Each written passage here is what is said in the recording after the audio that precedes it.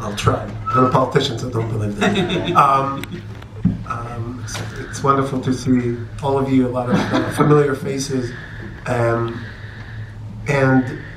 yesterday, I'm very happy that Limor is here with me because it's deeply connected. We passed, without any one object, a resolution, the first step of a resolution in the plenum here in the Knesset, to apply sovereignty over Judea and Samaria.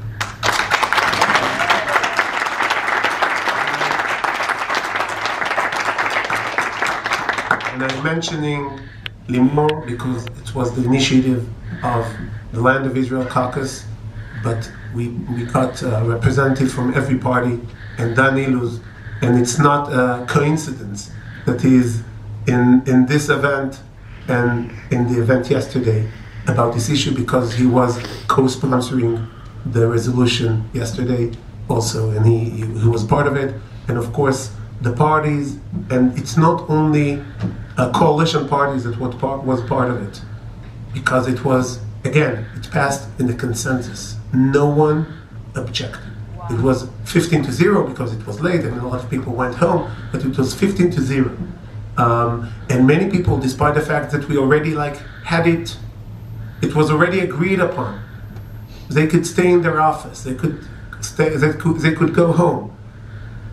The Minister Yariv Levin, head of a committee, David Bitan, and other members of Knesset came specifically to vote, despite the fact that we could do without them, because it's important to this house to apply sovereignty. And applying sovereignty over Judea and Samaria is missing when we don't talk about the Temple Mount. Yes. You cannot disconnect any part of the land of Israel from the temple, because that's the heart of the hearts.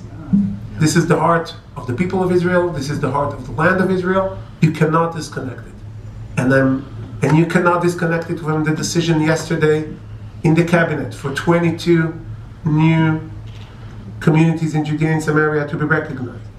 And this is why.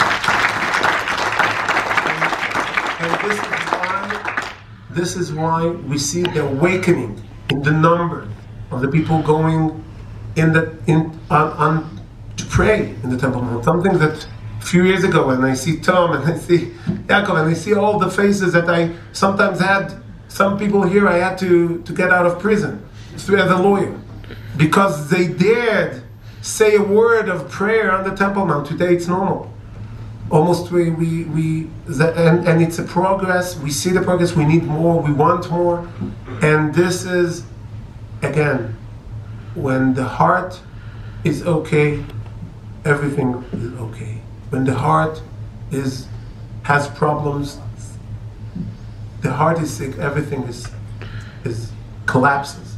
So we see the awakening of the people of Israel. We see the awakening with our troops fighting in Gaza. We see in 7 fronts. We see new communities. We see the people awakening to return to Israel and to return to the Temple Mount. And thank you very much for having this event. And thank you very much for everything that you do year-round to make this happen. And Be'ezrat Hashem, this is the time where people planned, after the 6-day war, people planned how to make sure that in Chag HaShavuot, people would be able to get to the old city, to get them to the Kotel on Chag HaShavuot. This is the time where the planning of the first Aliyah LaRegel after the 6-day war will take place. So this is the time to plan the real Aliyah LaRegel to the Temple Mount, Be'ezrat Hashem, and if Im Tirtzu Enzo Agada, that it will happen even on this Chag HaShavuot, but if not, then the next Chag, that we will be able to all to go and Na'aleh LeBeit HaMikdash Be'ezrat Hashem.